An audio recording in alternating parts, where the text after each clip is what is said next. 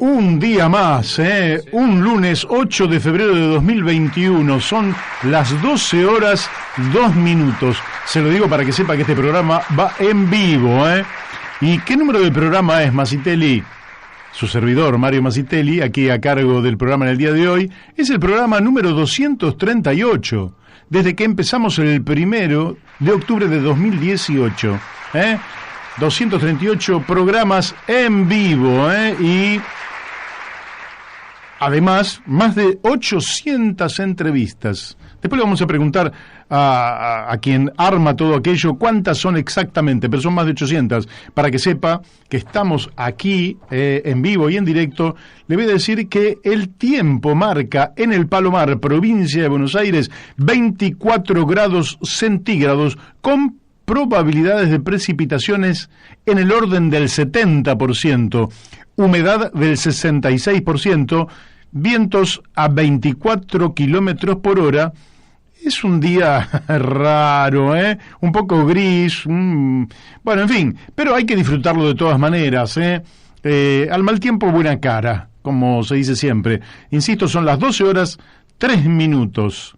Le vamos a dar los muy buenos días a todos los oyentes que nos escuchan por radio, a través de la antena de Radio La Luna, en amplitud modulada 1140, que son los que se han quedado escuchando los tangos, magníficos tangos, una selección tanguera de primer orden, y ahora se encuentran aquí en La Brújula, con su servidor Mario Masitelli, y quieren seguir escuchando. ¿Por qué? Porque ya empezaron a conocer el programa y saben que es un programa que tiene muchísimo contenido. También le vamos a dar los muy buenos días a quienes nos escuchan por las aplicaciones de los celulares y a quienes también lo hacen por Internet. ¿Cómo es eso de Internet?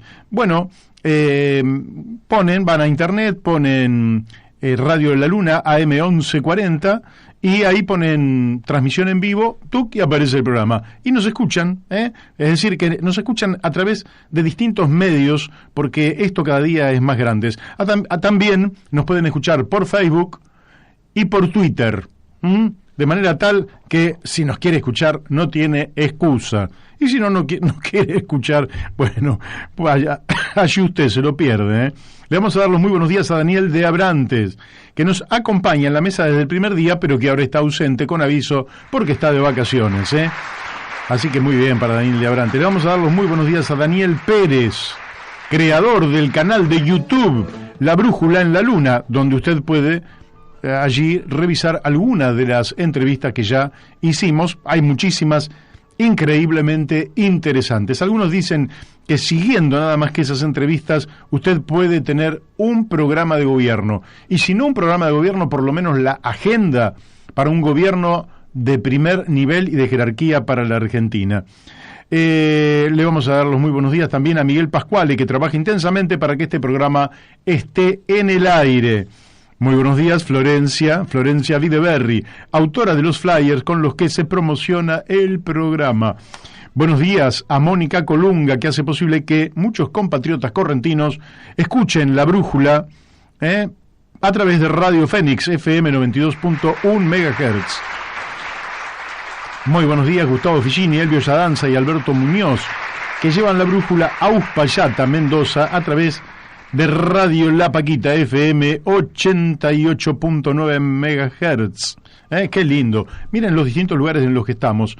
Y le doy los muy buenos días, y ahora sí, porque este es el corolario de los buenos días, a nuestro operador en el día de hoy, nada menos que Beto Perdomo, el que trae la mayor hinchada a la radio, y ustedes todos guardan la distancia física, pero ahí están aplaudiendo masivamente, con gran entusiasmo, porque se viene este formidable programa. ¿Nos quiere mandar algún WhatsApp? Lo puede hacer al 6297-9905. Se lo repito, como es WhatsApp, es un celular, ¿se entiende? 11 62 97 99 05.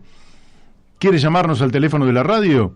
44 43 74 24. 44 43 74 24. Y aquí estamos, ya son las 12 horas y 6 minutos. Bueno, ¿cómo viene el programa de hoy? Bueno, en el programa de hoy primero vamos a estar hablando con Martín Ayerbe, porque nos quedó el otro día, él andaba por el sur, no tenía señal, y quedó una deuda pendiente con nuestros oyentes, así que esta deuda la pagamos hoy.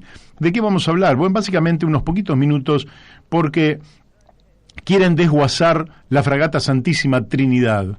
Y lógicamente, con muy buenos argumentos, Martín Ayerbe se opone y nos va a decir cuáles son las razones a partir de las cuales esa fragata con la cual se inició la recuperación de Malvinas allí por 1982 no debe ser desguazada y debe pasar a ser patrimonio material espiritual de los argentinos. Así que bueno, en un ratito vamos a estar hablando con él. Después vamos a estar hablando con Héctor Polino. Con Héctor me parece que es realmente más que interesante, porque los consumidores, todos somos consumidores. Lo que pasa es que si alguien gana mucho dinero, bueno, no se hace mucho problema, pero todos somos consumidores y nos están castigando duramente. Los precios nos están castigando de una manera. Entonces, ¿con quién hablar? Mire, imposible alguien mejor que Héctor Polino, presidente de la Asociación Consumidores Libres, y con él vamos a estar charlando sobre estos temas que vamos a ir profundizando. Después vamos a estar hablando en la segunda hora, vamos a hablar nada menos que con un hombre que es psicólogo, psiquiatra, un estudioso de la realidad argentina, del pensamiento, de las sensibilidades de los argentinos, del consciente y del inconsciente, que yo muy bien no sé de qué se trata todo aquello, pero vamos a estar hablando nada menos que con el doctor Alfredo Grande, muy conocido por infinidad de gente, porque es un hombre muy agudo en su pensamiento, y le vamos a preguntar si la pandemia realmente es una puerta entre dos épocas, si es un arco del triunfo o un arco del fracaso, si conviene pasarlo rápido o conviene pasarlo despacio, si conviene pasarlo desaprensivamente o conviene planificar la pospandemia. De todo esto vamos a estar hablando con él. Y después vamos a estar hablando con el doctor Rodrigo Gómez, que Rodrigo es un amigo, está haciendo un doctorado desde hace ya bastante tiempo en la Universidad de Salamanca, España, la famosa Universidad de Salamanca, lo que natura non dá, Salamanca non presta, dice el viejo dicho, pero quien tiene por su naturaleza una inteligencia notable, y además a eso le suma los conocimientos que le pueden transmitir en la Universidad de Salamanca, bienvenido sea. Y lo vamos a tener en la última media hora del programa para hablar un poco de la situación sanitaria en Europa, de cómo están las cosas por aquel viejo mundo, que no es tan viejo, no es tan viejo. Se lo llamaba viejo mundo como si hubiera sido el origen de la historia, pero hoy sabemos que no, que más viejo fue Egipto, que más viejo fue China, que hay civilizaciones más antiguas que la europea, y que la Europa que conocemos, esta Europa potente y prepotente, ¿no? Alcuete es la zona con más guerras y con más muertos por guerras, en fin, tiene sus 500, 600 años, pero la humanidad tiene mucho más que eso.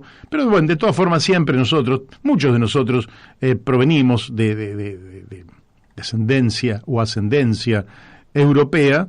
Mazzitelli, imagínense que no es Mazzitelli, Calabres, en fin, europeos. Bueno, y vamos a atender a Martín Ayerbe, lo vamos a atender. Martín. Hola, Mario. ¿Cómo te va? Muy bien. Bueno, esperábamos que nos llamaras al teléfono de la radio, pero de todas formas es un gusto charlar con vos. Y si me escuchás bien, te hago la primera pregunta. Dale, Mario, dale.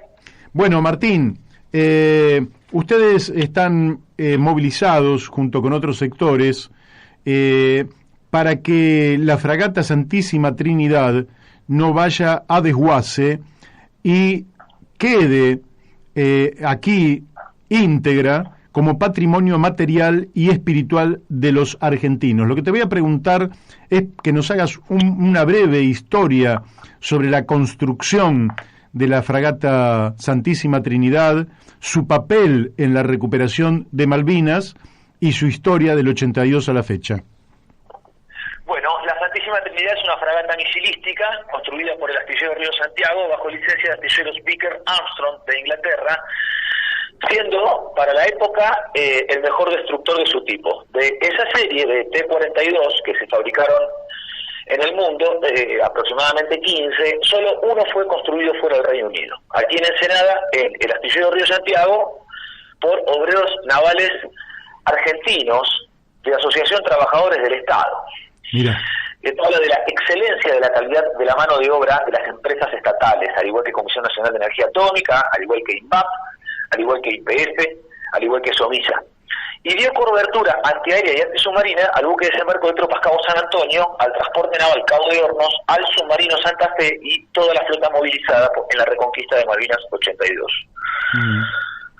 Cuando se elige el T-42 bajo licencia astilleros Vickers Armstrong, lo que se cumple es este apotegma de Perón que planteaba que el pueblo argentino es merecedor de lo mejor de este mundo.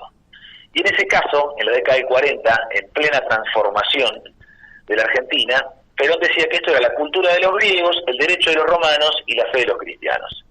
Y en equivalente industrial modo, se eligió Vickers Armstrong de Inglaterra, como también construir el BDT Cabo San Antonio bajo licencia de astilleros Filadelfia de Estados Unidos, siendo los mejores buques de desembarco de su tiempo, y también se decidió construir 6 corbetas misilísticas MECO 140 bajo licencia de astilleros Blaumann-Force de Alemania, los creadores del Bismarck, el acorazado de bolsillo alemán que hundió de una sola andanada al Hood, el buque insignia de la Royal Navy en la Segunda Guerra Mundial. Esto es lo mejor de lo mejor que ha construido la calidad de la mano de obra astillero Río Santiago, traduciendo tecnología inglesa, tecnología norteamericana y alemana, cumpliendo con los exigentes estándares de calidad de las normas militares y de la NATO. Esto es la memoria que pretende ser borrada por los importadores seriales, liberales y keynesianos.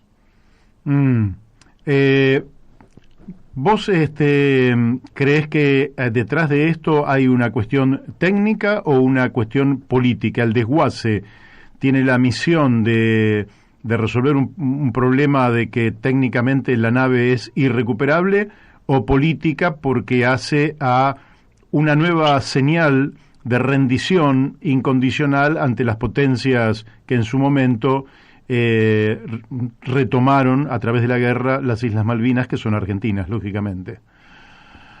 Bueno, es lo segundo, porque aquí lo que hay que dejar en claro es que los que dicen que esto es irrecuperable son los responsables y tienen que dar explicaciones por lo que han hecho, porque el buque insignia de Malvinas 82 fue canibalizado por la partidocracia y la armada british a favor de su gemelo inglés Hércules para finalmente radiarlo en 2004. El contrato era un Hércules, el Hércules era el buque construido en Inglaterra, y el contrato de construcción en Argentina incluía que después se llamó Santísima Trinidad.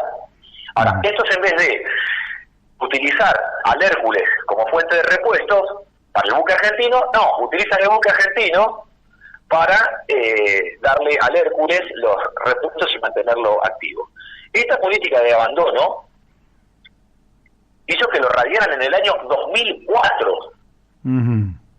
No es el siglo pasado, hace 2 siglos, no. Los que hoy actualmente gobiernan la Argentina, cuando gobernaban en 2004, lo radiaron. Y esa política de abandono de material de defensa logró que en 2012 el barco escorara por una pinchadura hasta lograr 90 grados, luego de 2 años de hundido hasta 2015.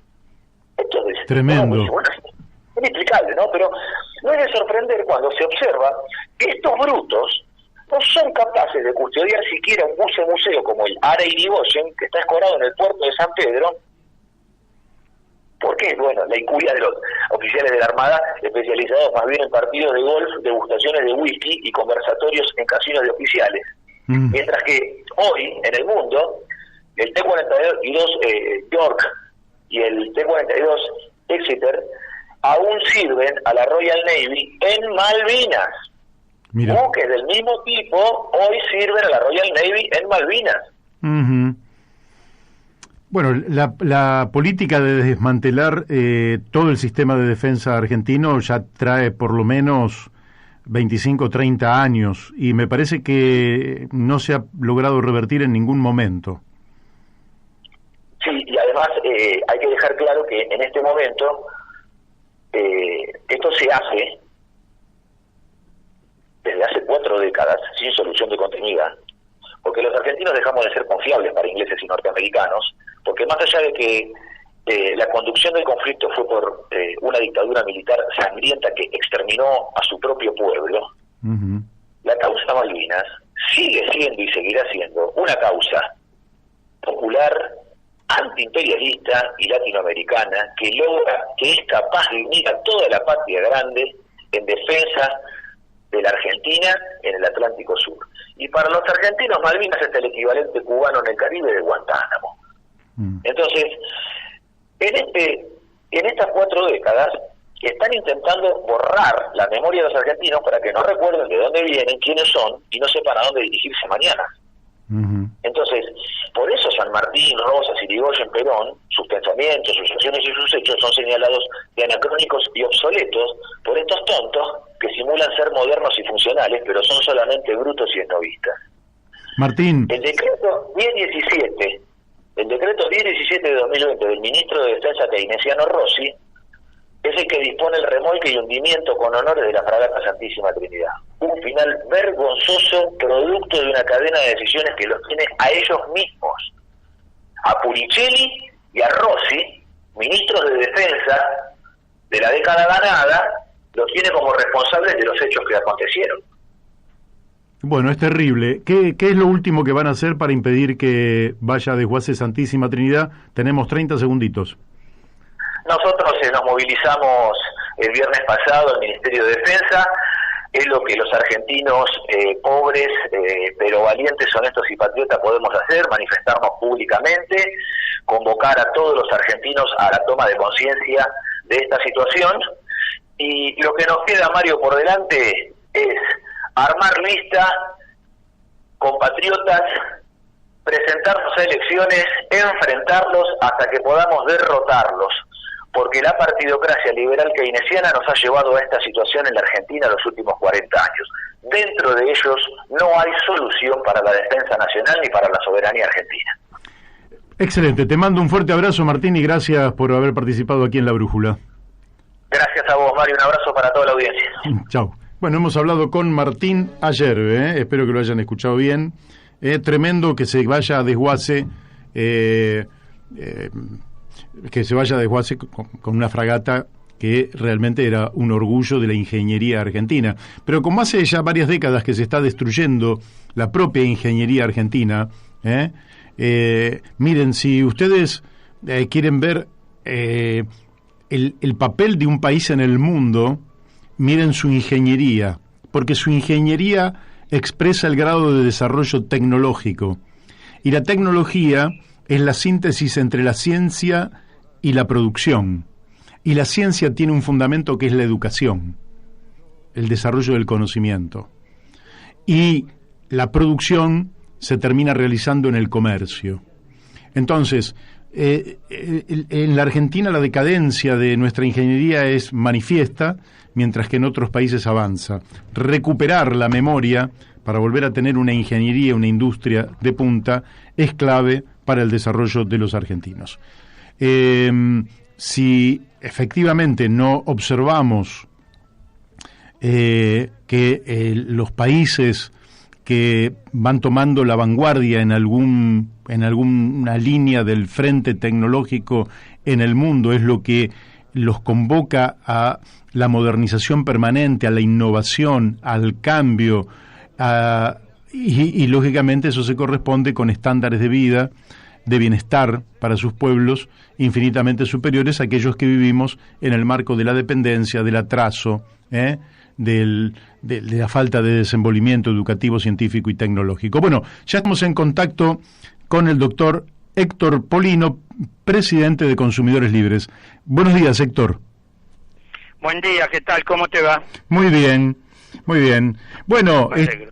Héctor, estamos tremendamente golpeados los consumidores, que todos en definitiva somos consumidores, y sobre todo la clase media y las clases populares, los trabajadores, estamos muy golpeados con los aumentos tremendos de precios. ¿Por qué no nos haces una descripción sobre cómo han golpeado los precios en los últimos tiempos?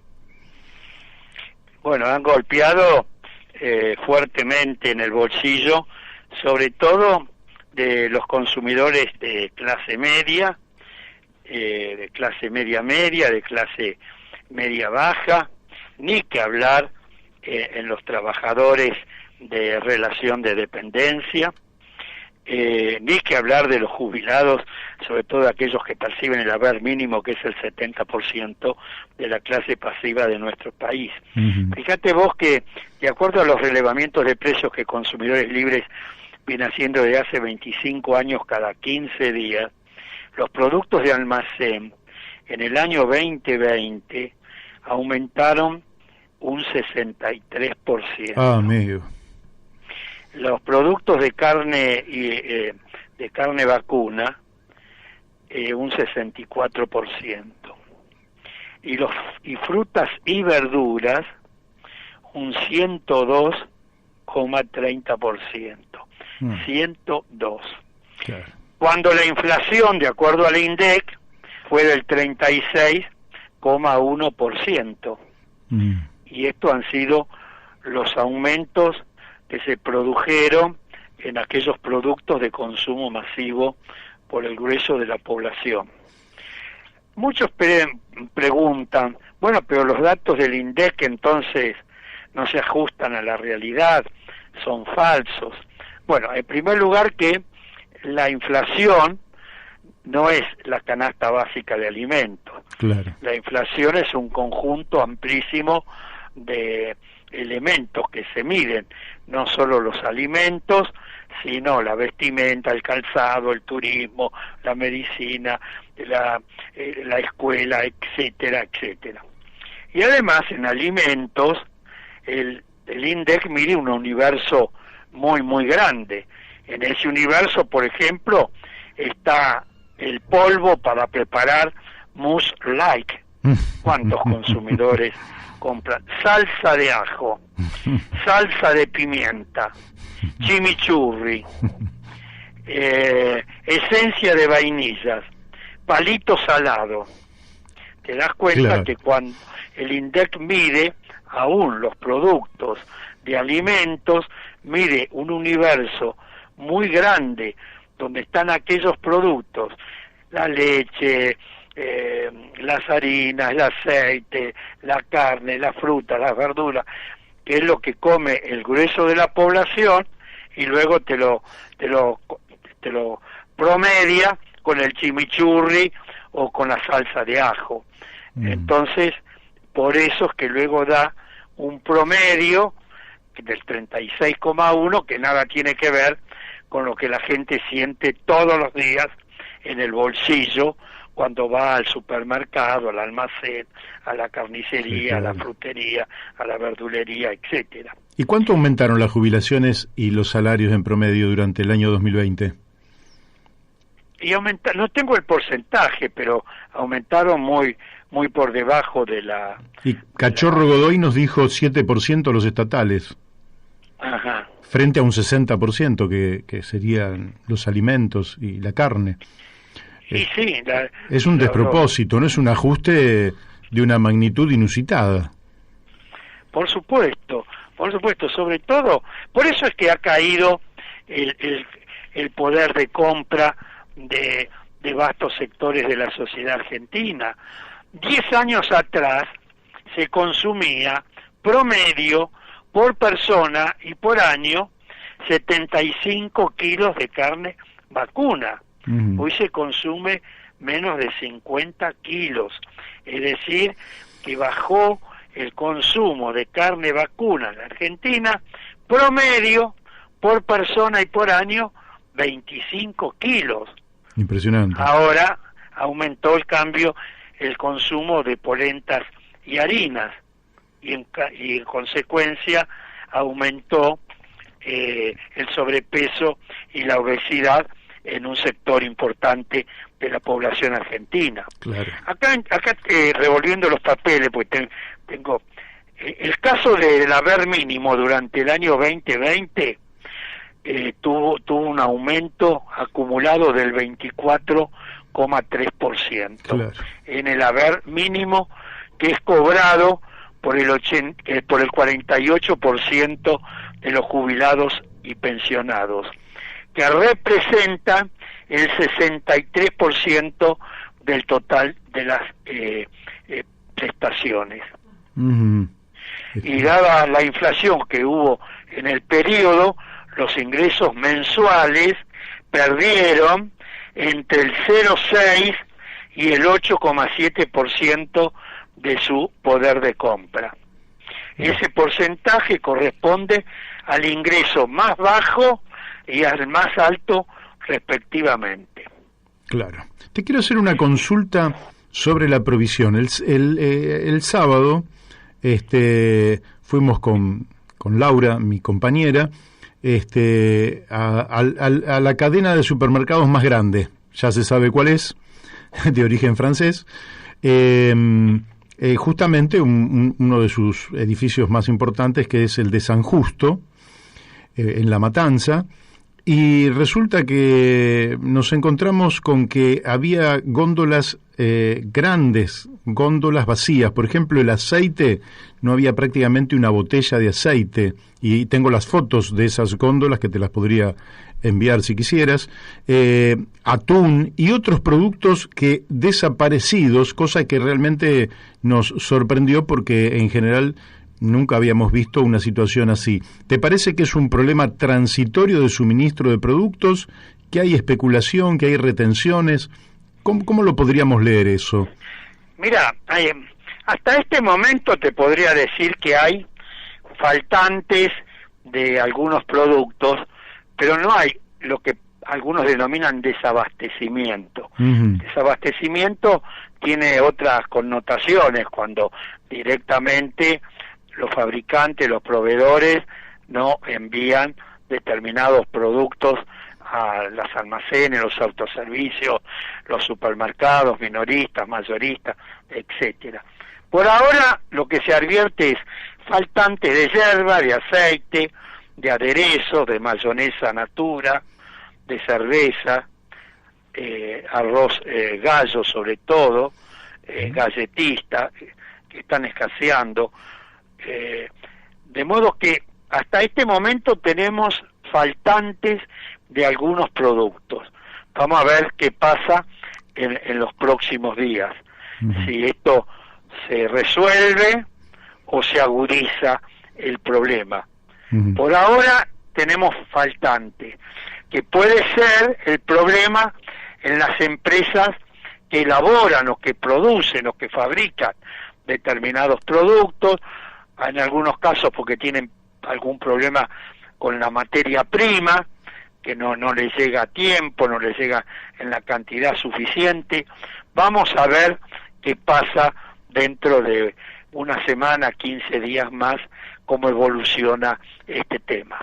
Y estamos a punto de comenzar las clases, o no sabemos si comienzan o no las clases. ¿Qué pasa con la canasta escolar? Bueno, tuvo también fuertes aumentos.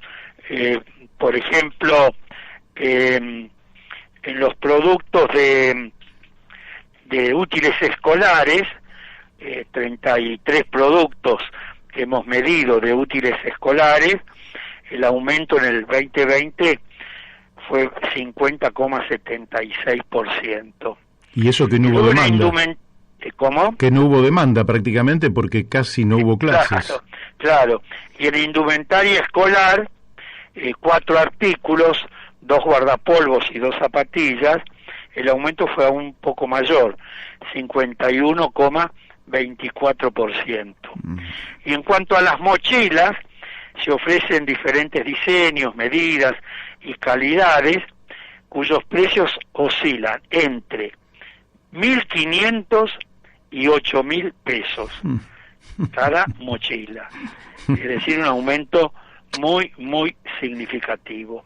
Ahora, frente a este tema de los útiles y artículos escolares, yo quisiera referirme a un tema muy importante del que nadie habla, que es la Ley de Educación Escolar. La Ley 26.206, que aprobó el Congreso Nacional en el mes de diciembre del año 2006. Yo había dejado de ser diputado nacional en diciembre del año 2005, pero con un conjunto de educadores, educadoras, cooperativistas, mutualistas, etcétera, hicimos gestiones ante las comisiones de educación de ambas cámaras del Congreso Nacional y logramos la sanción del artículo 90. ¿Qué dice el artículo 90? Que las autoridades educativas promoverán la creación de cooperativas y mutuales escolares. Y a esto hay que darle una gran importancia. La primera cooperativa escolar surgió en la provincia de Córdoba hace ya 60 años. Y se fue desarrollando el cooperativismo y el mutualismo escolar, sobre todo en el interior de la República. Cuando yo fui secretario de Estado como extrapartidario durante el gobierno del doctor Raúl Alfonsín, le di un gran impulso, una gran difusión al cooperativismo escolar. Recuerdo que el gobernador de la provincia de Buenos Aires, Armendáriz, utilizando la radio de la provincia de Buenos Aires, se difundió y se dieron cursos referidos a lo que significa el cooperativismo escolar. Y se crearon en esa época muchísimas cooperativas escolares. ¿Qué significa esto? ¿Cuáles son las ventajas? Te lo sintetizo rápidamente.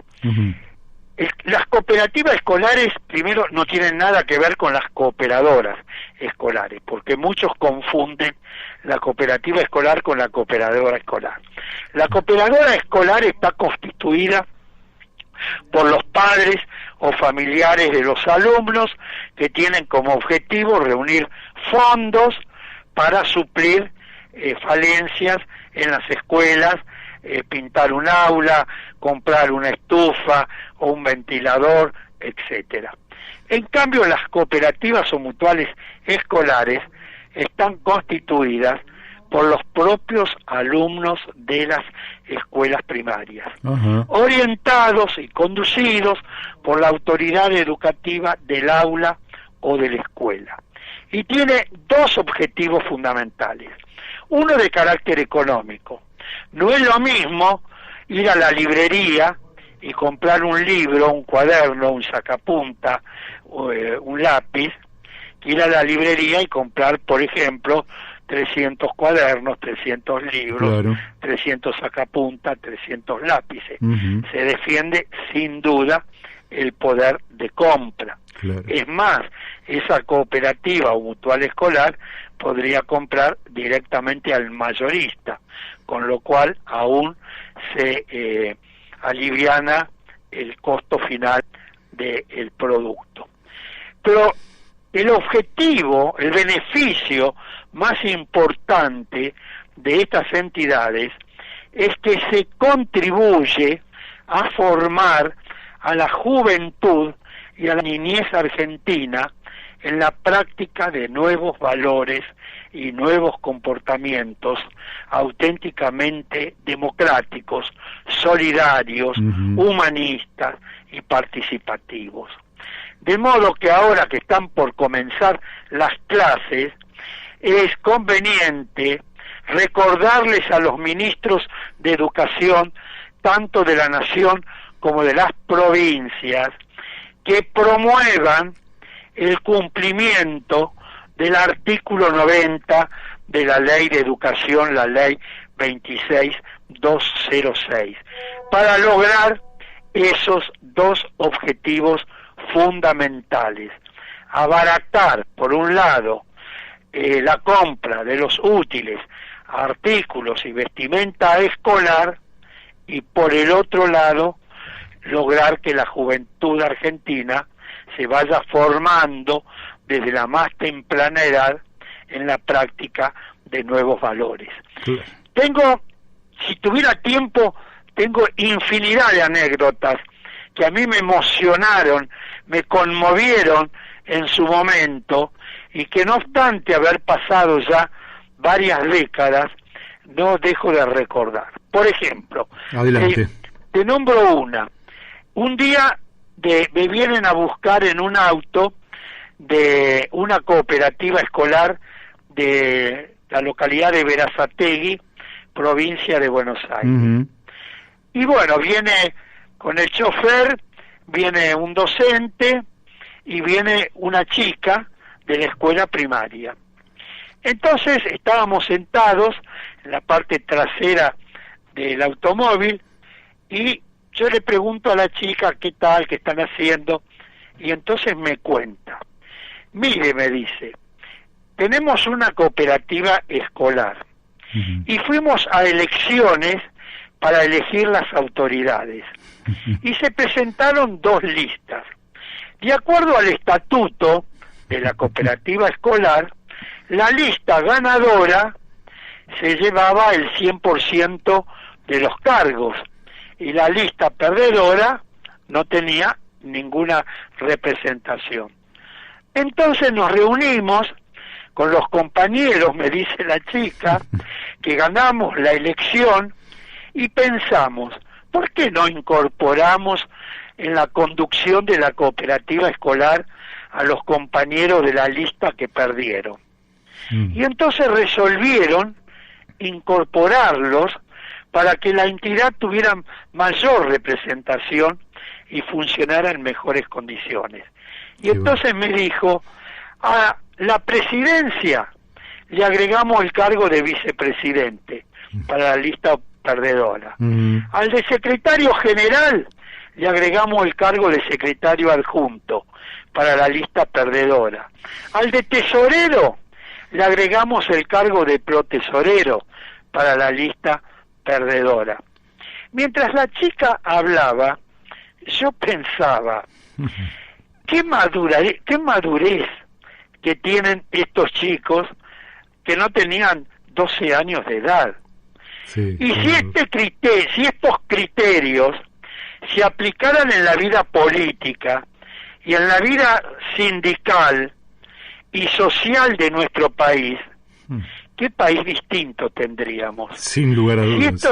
Si este criterio, con esta madurez de estos chicos de escuela primaria, que resolvieron incorporar a los compañeros de la lista perdedora a la conducción de la cooperativa escolar, para que entre todos hicieran la mejor gestión posible. Si esas ideas, si esos comportamientos predominaran en la vida política y sindical de nuestro país, qué país distinto que tendríamos.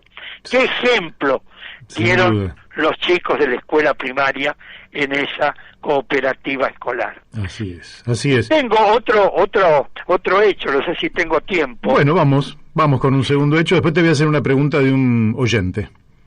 Bueno, un día me invita de la cooperativa del Banco Cooperativo de la localidad de Concepción del Uruguay a dar una conferencia.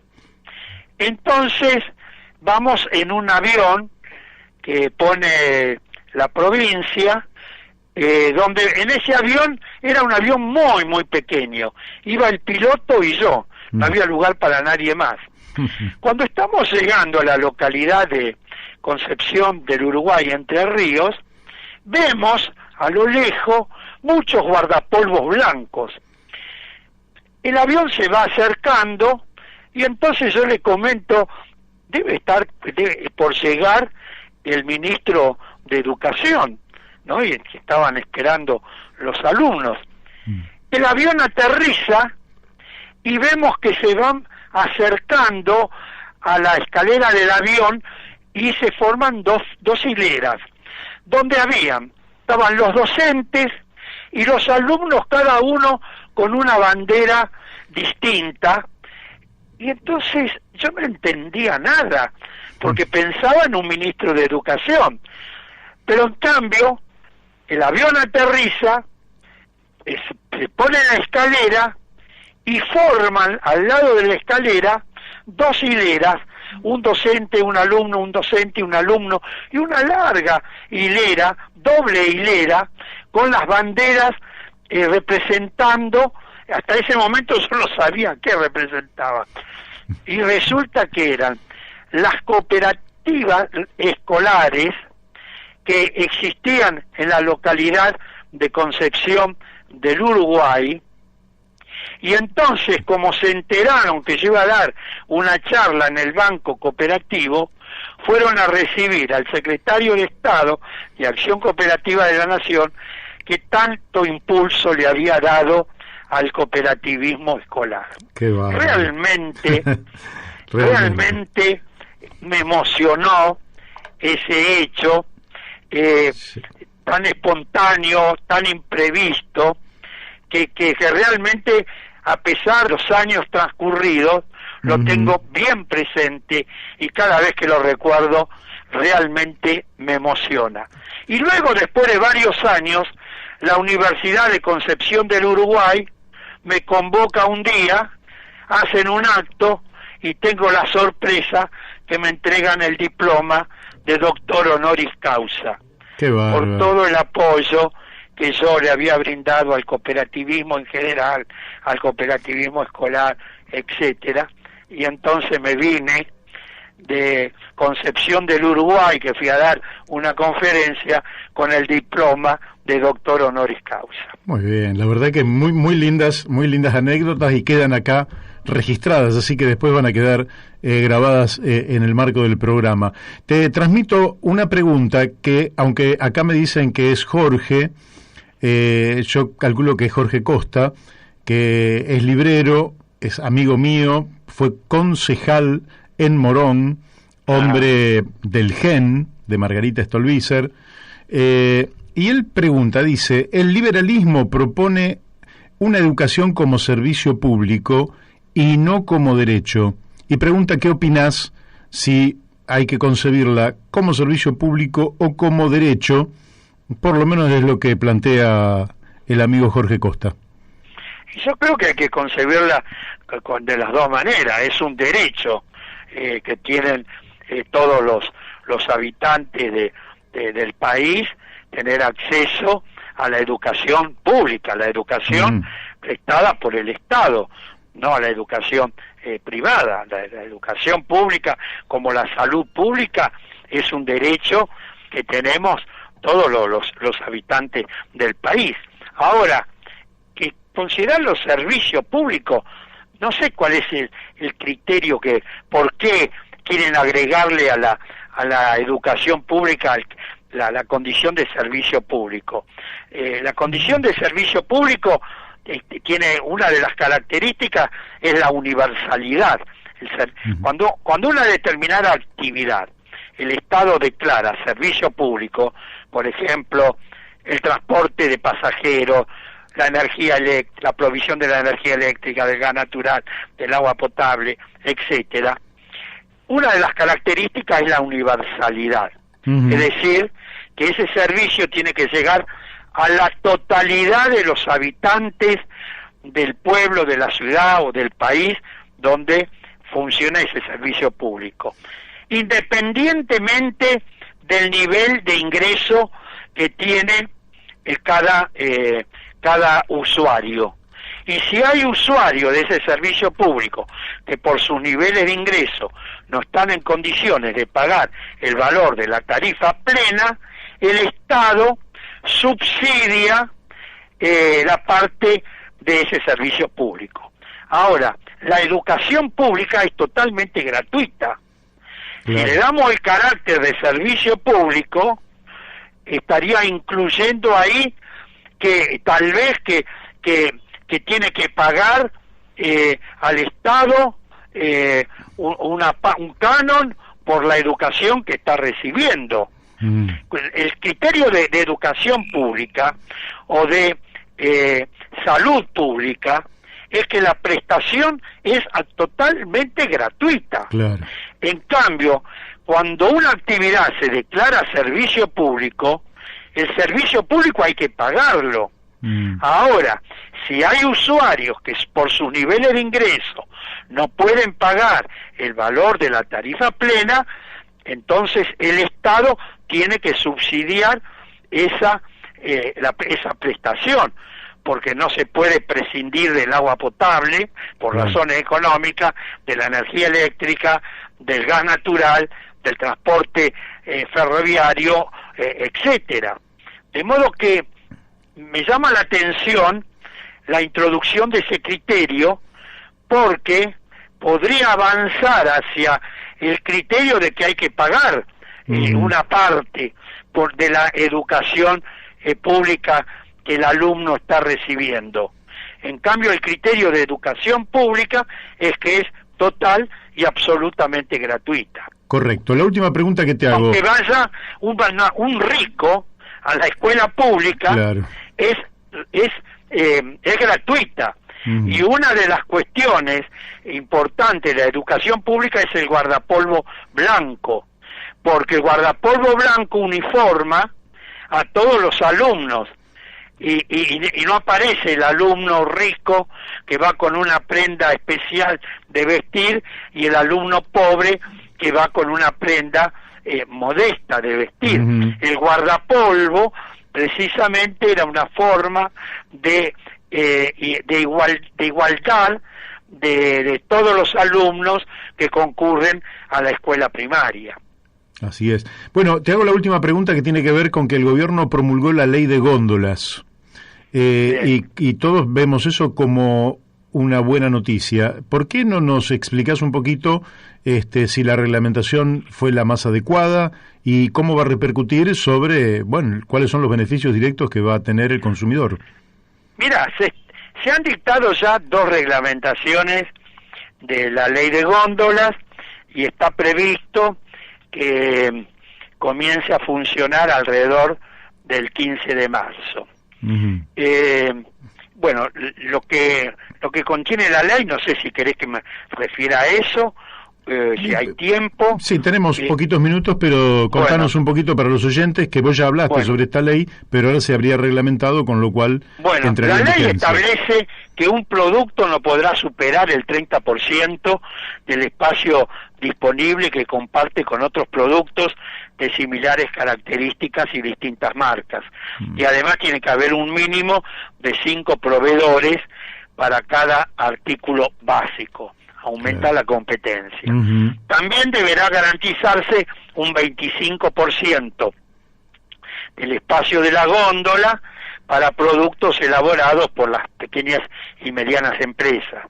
Y también hay que reservar un 5% del espacio de las góndolas para los productos elaborados por las empresas de economía familiar, indígena, campesina, cooperativas, etcétera. En la reglamentación se establecieron algunas pautas, por ejemplo, que los productos de menor valor, que hoy están ubicados generalmente en la góndola más baja del supermercado, dice la reglamentación que tiene que estar ubicado en el estante intermedio entre el más alto y el más bajo de la góndola, de modo tal que cuando el consumidor va recorriendo los pasillos de la góndola encuentre a la altura de su vista los productos de menor precio.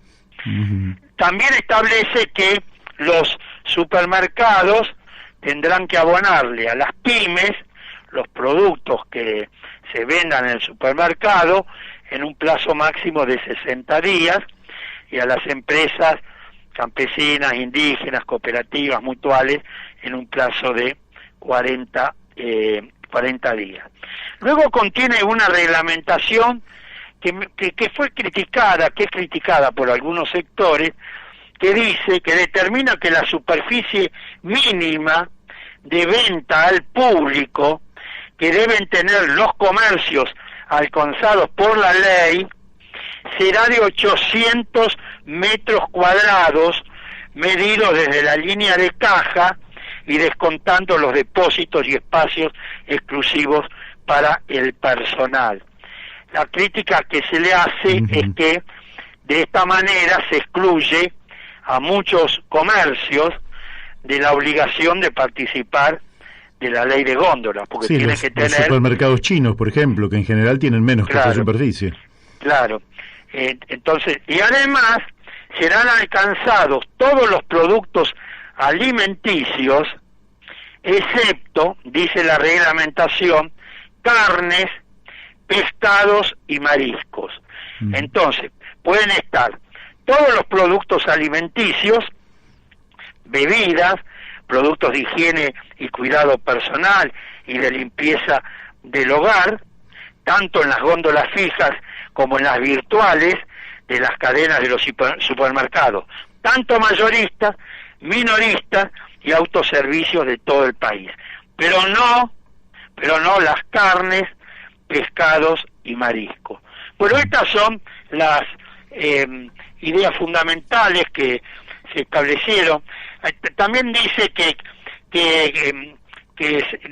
quedan excluidos, ¿no?, de aquellos productos del programa de precios cuidados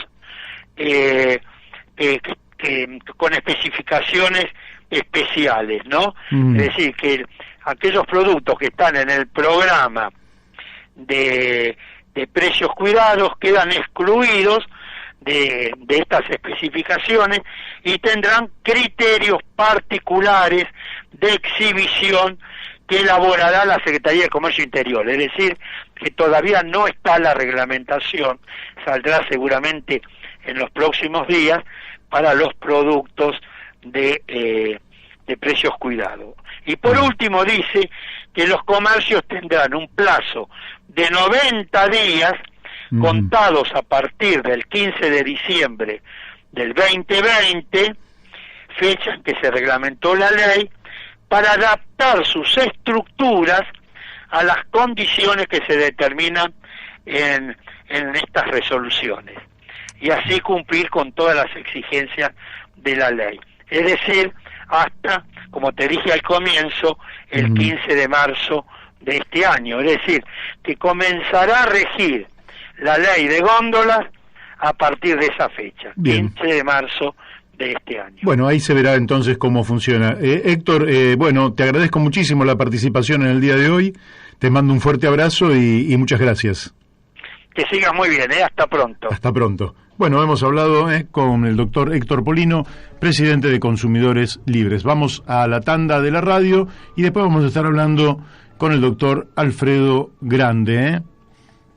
Bueno, seguimos aquí en La Brújula por Radio La Luna 1140 y ya estamos en contacto con el doctor Alfredo Grande. Alfredo, muy buenos días, ¿cómo estás? ¿Cómo estás, Mario? Me gusta escuchar. Bien, bueno, hoy queríamos, como te dije en el intercambio de WhatsApp, charlar un poco, pero sobre temas importantes, ¿no?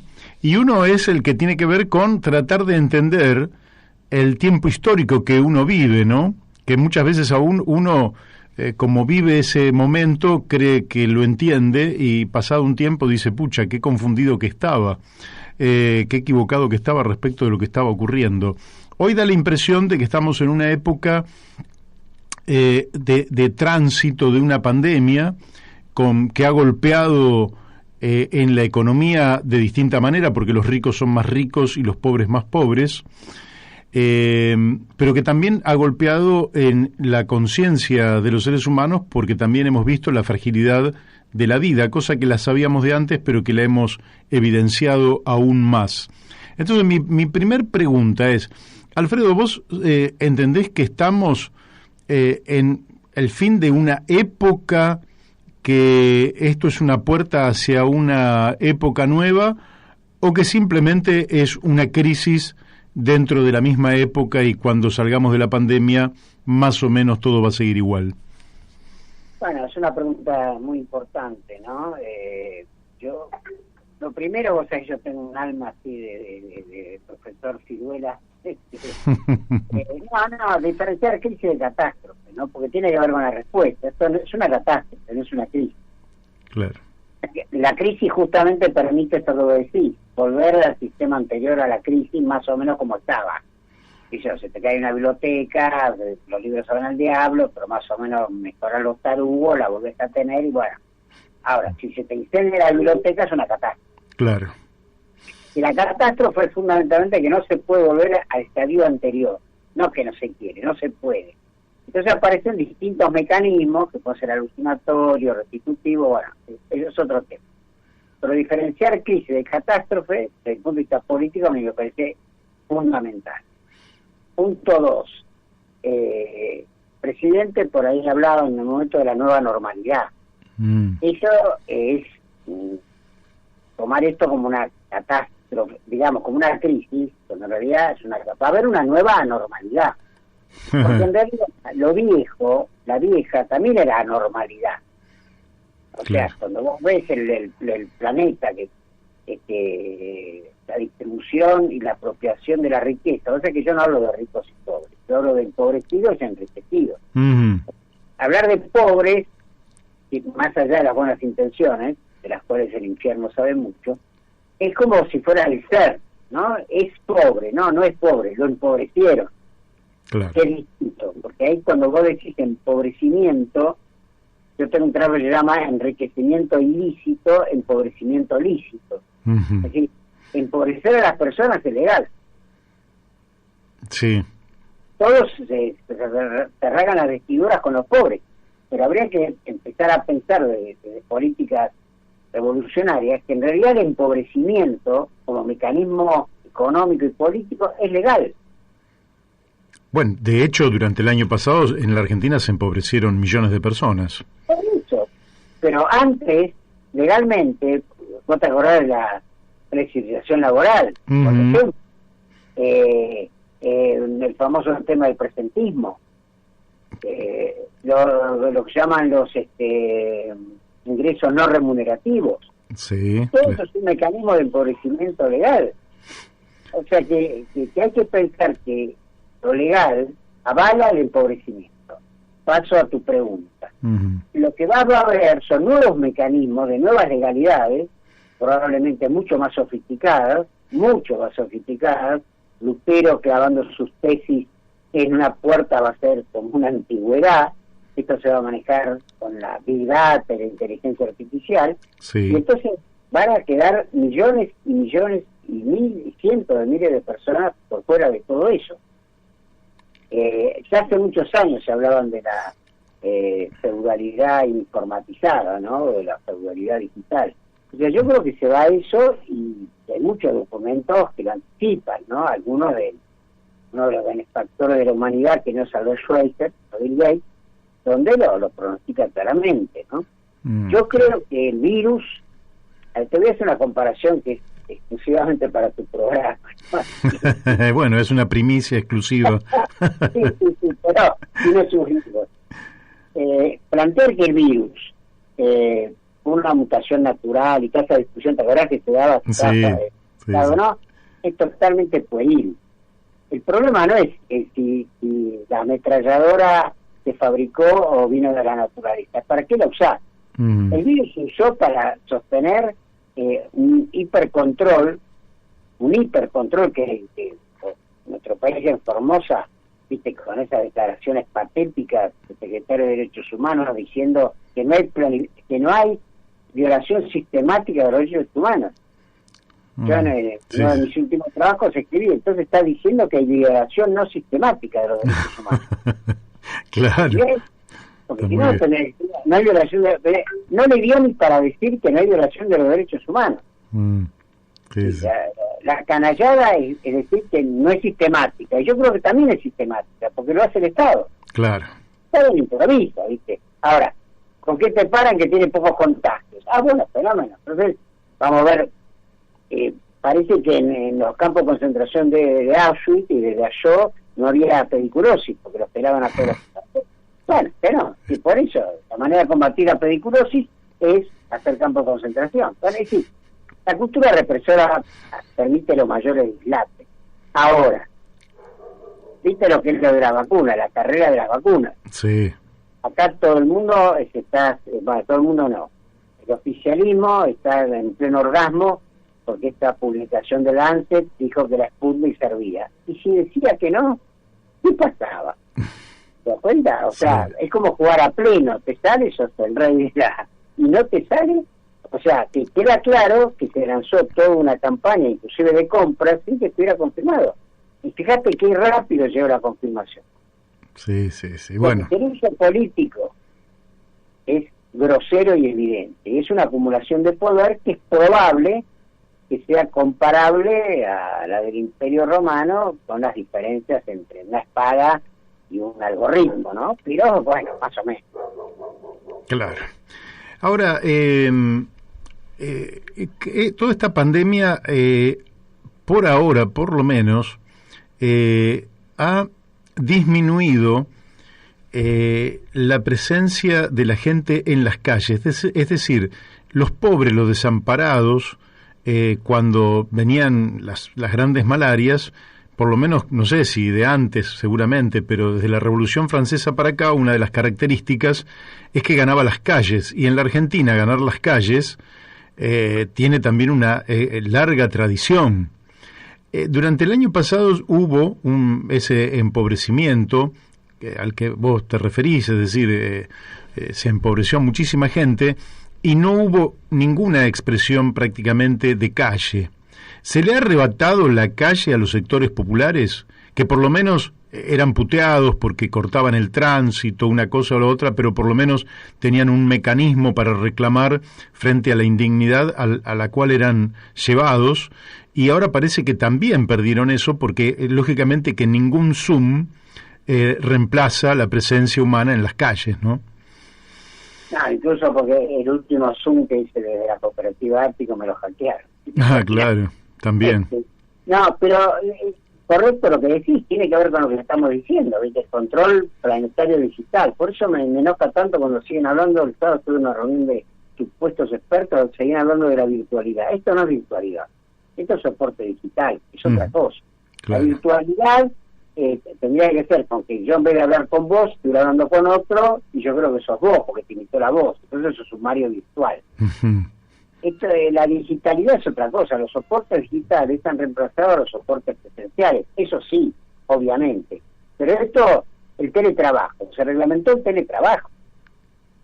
O sea, ¿qué indica eso? Que bueno, que va a haber trabajo, y lo presencial van a ser algunos sectores, por ejemplo los de servicios casi ninguno. Claro. Es probable que algunos artesanos vuelvan hasta que saquen el robot. Bueno, ya está el robot o la robot de Sofía, que parece que es un minón, digamos, en términos del machismo exasperado, el robot Sofía, ¿no? Todo lo que, no sé si vos viste una película de Spielberg, Inteligencia Artificial. No la vi. Bueno, te digo que anticipa todo, ¿viste? Porque es así, el arte, la ciencia ficción es anticipatoria. Es ficcional porque ubica en el presente lo que va a venir en el futuro. Y listo. Entonces, pero vos fijate, y lamento ser reiterativo, que cuando se ganaron las PASO por goleada, sí, que lo que pasa es que lo que yo digo, imagínate que nadie le da bola. Lo que yo dije fue que hay que transformar esas PASO en un plebiscito vinculante y exigir la renuncia inmediata de Macri.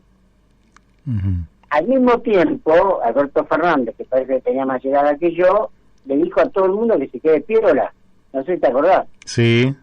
Que nadie salga, que no haya quilombo y demás. Y ahí Macri nos empomó con el último tramo del préstamo del Fondo Monetario. El Fondo Monetario. O sea, siguió haciendo daño después de las PASO. Eso no tenía que ver con el COVID ni con nada. Ahora, obviamente el COVID te lo facilita, ahí estamos de acuerdo. Pero esta desmovilización de las masas, que además ha habido, por ejemplo, con Ni Una Menos y con el tema del aborto, sí, pero no salió por eso. Porque hace 2 años fue la misma movilización y no salió. Claro. Entonces, también nosotros desde el campo de las izquierdas hemos siempre considerado muy importante eso, pero son masas revolucionarias. Hay muchas formas de masas, por el estilo bastante. Las masas revolucionarias sí, pero en Argentina las masas revolucionarias, a mi entender, vos seguramente lo sabes mucho mejor que yo, que terminaron con la AAA. Estuvimos hablando hoy, porque Miguel Bonazo hizo una nota. Bueno, interesantísima. La nota de Miguel, te digo, vos es que yo si vos tenés habitualidad con Miguel, decirle que yo lo extraño, porque durante muchos años hablábamos mucho y después lo perdí. Esa nota es lo de María Estela Martínez de Perón. Sí. Claro, ahí tenés, todos mis amigos peronistas, pido franciscos, que no sé qué decirles, pero realmente que le haya felicitado por sus 90 años a la jefa de lo que fuera la masacre institucional, sistemática, para hablar en términos de Petra Gala, es indigno, porque fue Isabel Martínez de Perón la que inició con esa famosa acta de exterminio la cacería que ya había empezado. Sí, ya había empezado. Pero bueno, nos olvidamos de eso, ¿viste? Entonces, vos sabés que yo, cuando se habla del tema de la dictadura militar, y que por supuesto la repudiamos, pero no nos olvidemos de dos cosas. Primero, que antes de la dictadura militar estuvo el golpe de Estado de las Tiri contra Támpora. Sí. Avalado, por supuesto, por el Brujo y por Perón. Y después de Alfonsín, o sea, del primer gobierno constitucional, que también terminó por un golpe de Estado, un golpe de mercado, porque no fue por la ley de obediencia de vida, punto final. De hecho, Menem le indultó a los comandantes y siguió gobernando. Sí, claro. No, basta de engañarnos con que lo que se le entregó a Alfonsín, que fue dentro de toda una ley del Congreso, Menem lo hizo como indulto y siguió gobernando. Bueno, Menem continuó el plan de la dictadura militar. Sí, sin lugar a dudas. Y bueno, pero ¿quién se hace cargo de Menem? Nadie. Menem es como que, Bueno, no, Menem es senador, es decir, está en el Senado de la Nación y con un papel activo porque en muchas leyes su voto ha sido muy importante y por eso lo saludan y por eso le sonríen y por eso lo siguen mimando al tipo. Y la verdad es que fue un infame traidor a la patria. Bueno, pero los que lo apoyaron también. No nos olvidemos que cuando se privatiza el PS, Néstor o Cristina o ambos, no importa, votaron a favor. Sí, claro. Bueno, Néstor Kirchner en ese momento era el presidente del Comité de Provincias Petroleras y promovían la privatización de YPF, lo que le reportó a la provincia de Santa Cruz un volumen, porque se le pagaron regalías que estaban impagas, de $600 millones. Y a partir de allí se desata toda una historia que es otro capítulo. Pero sí, yo creo que efectivamente la Argentina, uno de los dramas que tenemos es que se construye la historia. Yo no sé si el que empezó fue Mitre, no tengo idea. La verdad es que, a pesar de que he leído a lo largo de mi vida, pero ni soy historiador, ni tengo tantos conocimientos como para poder decir cuándo vienen los relatos y los contrarrelatos que terminan falsificando la historia real de la Argentina, que entiendo es muy difícil reconocerla, sobre todo porque se han impuesto modelos maniqueos, que a mí me pasa actualmente en la política, aquellos que te dicen, bueno, si no estás conmigo, es que estás con mi enemigo, ¿no? Y vos decís, pero yo no estoy con vos, pero tampoco estoy con el otro. Y vos decís, no, o estás de un lado o estás del otro, como si fuera cierto que esa visión maniquea involucrara al conjunto, ¿verdad? ¿Cómo ves ese relato histórico y esta visión maniquea y esta manipulación? Porque cierro con esto. En el tema, cuando la Argentina recupera, digamos, el sufragio universal en el 83, y efectivamente hay una actitud bastante digna en la mirada retrospectiva sobre el tema derechos humanos, se consensúa que se toma la violación de los derechos humanos a partir del 24 de marzo del 76, pero se omite lo que había ocurrido anteriormente. Tal cual. Entonces, ¿cómo construimos un futuro si el pasado lo manipulamos de tal manera? Bueno, eso lo explicó George Orwell en 1984. Pero se trata de manipular el pasado. Gracias. O sea, eso es lo que se hace, eso es lo que yo digo, es una de las características de la cultura represora. Por eso que nadie resiste el archivo, depende de qué lado del mostrador está. En mi último trabajo, digo, en realidad el Estado está dentro de los dos lados del mostrador y además es el mostrador. Así que se manipula el pasado sin ningún tipo de problema. Pero bueno, mirá, lo que vos planteas es muy profundo, es decir, Rodolfo Walsh decía que para la derecha la historia comenzaba cuando llegaba, ¿no? Claro. Digamos, la función empieza cuando yo llego. Y antes de la función voy a elegir lo que me conviene y lo que no me conviene, no. Evidentemente, yo te podría decir que la sombra del menemismo se arroja de una manera muy brutal sobre el peronismo, a tal extremo que muchos peronistas no reconocen que Menem era peronista. Bueno, vos lo escuchás a Guillermo Moreno y te dice que Alberto Fernández no es peronista. Sí, sí. Entre nos, estoy de acuerdo. El problema es que lo eligió Cristina Fernández. No es que lo elegí yo. Claro. Ahora, Cristina Fernández tampoco es peronista. Y si es peronista, ¿cómo una peronista elige a un no peronista? Contámela, porque estamos llegando como a esos argumentos sobre la existencia no de Dios, ¿viste? Habría que releer a Bertrand Russell. Yo lo que quiero, para cerrar un poco, es algo que me está preocupando mucho.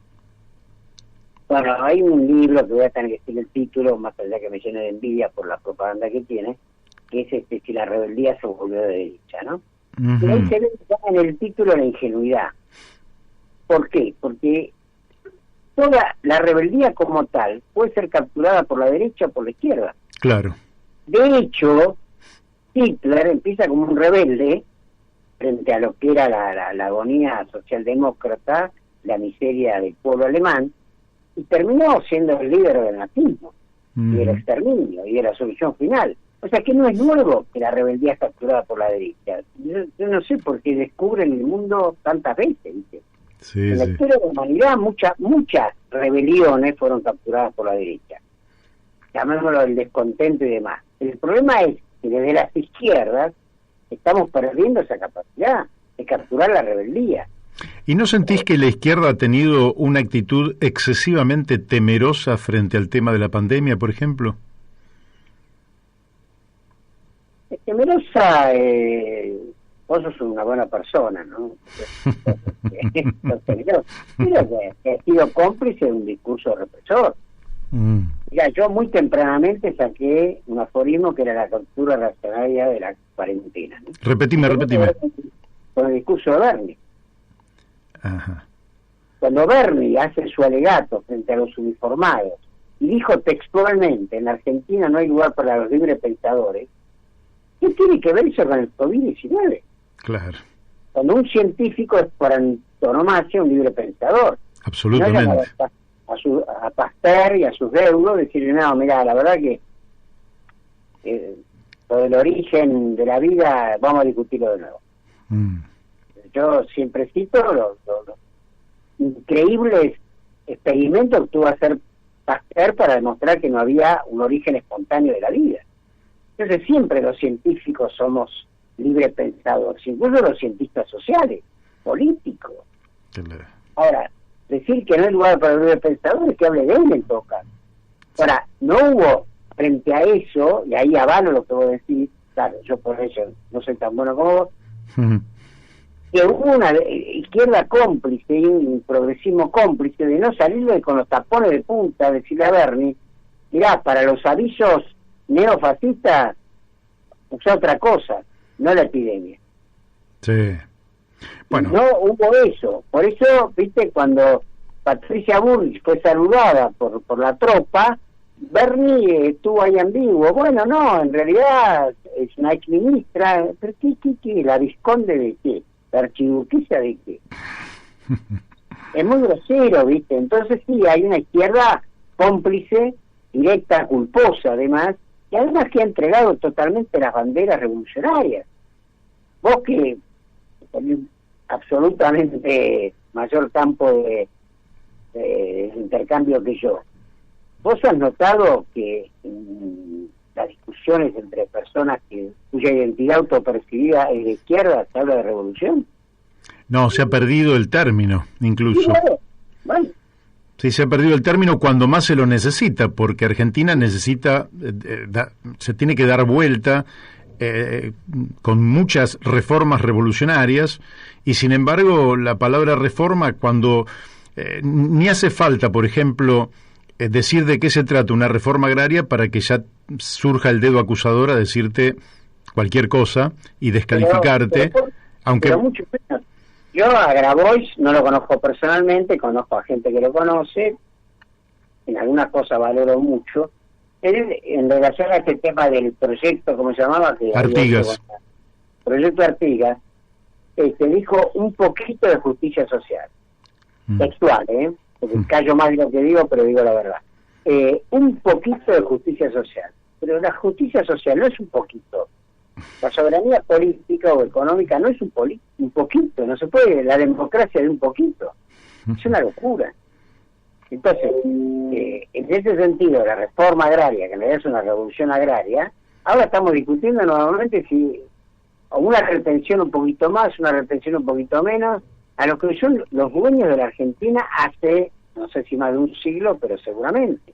Sí, claro. Bueno, yo creo que las izquierdas, no quiero mencionar con nombre y apellido porque si no por ahí tengo más problemas de los que yo tengo, me van a hackear más todavía, me van a hackear los camaradas.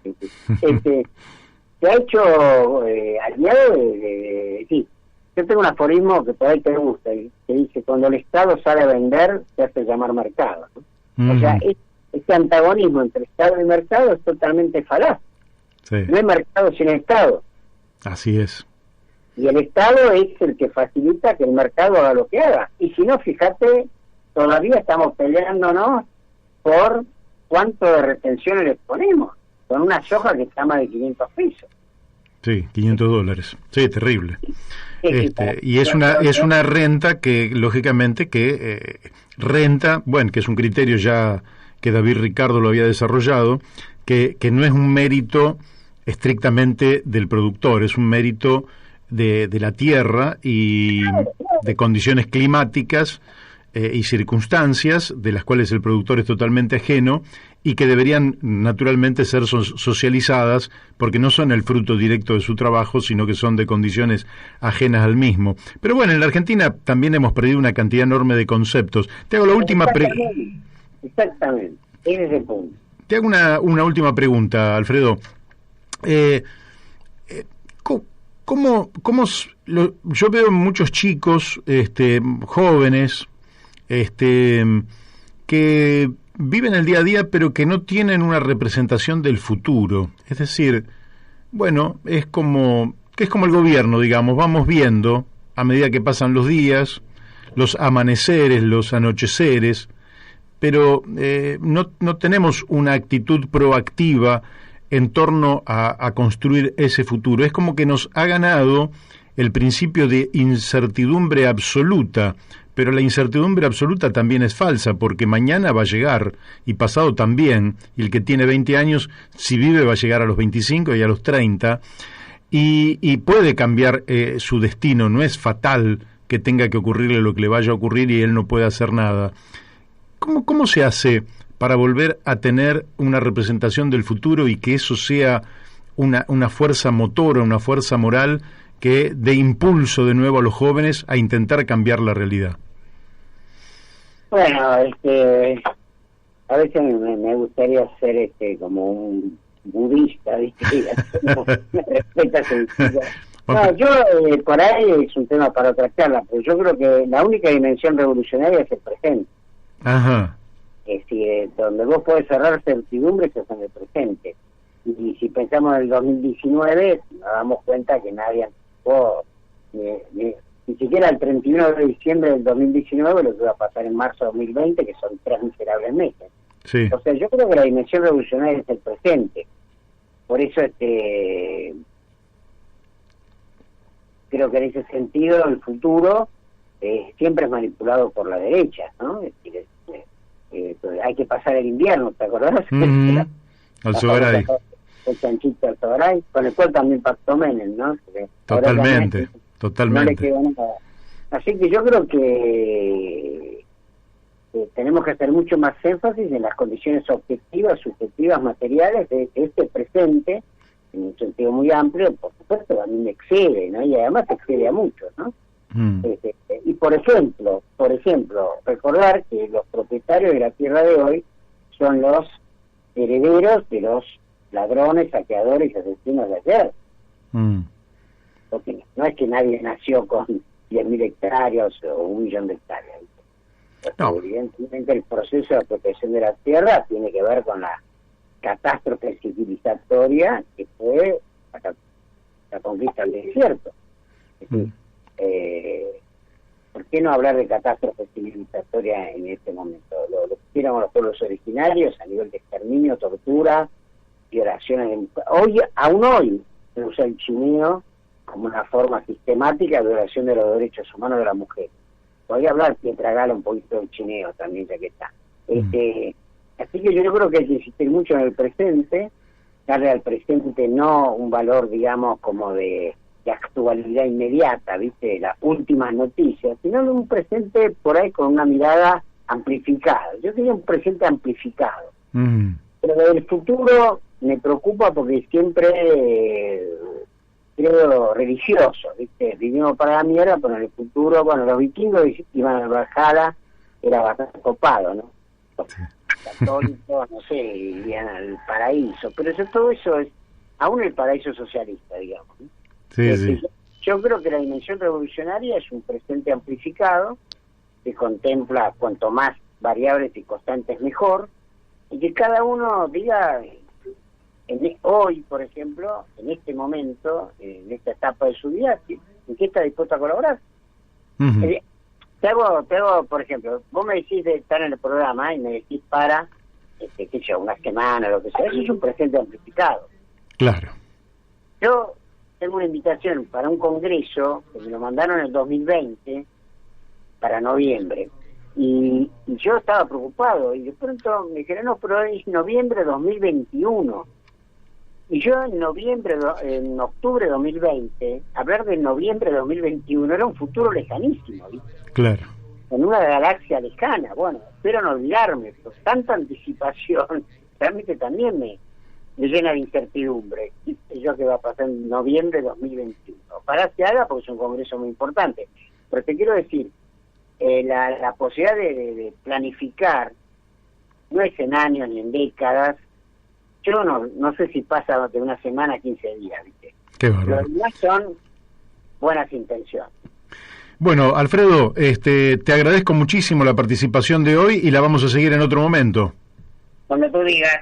Bárbaro, te mando un fuerte abrazo y muchas gracias.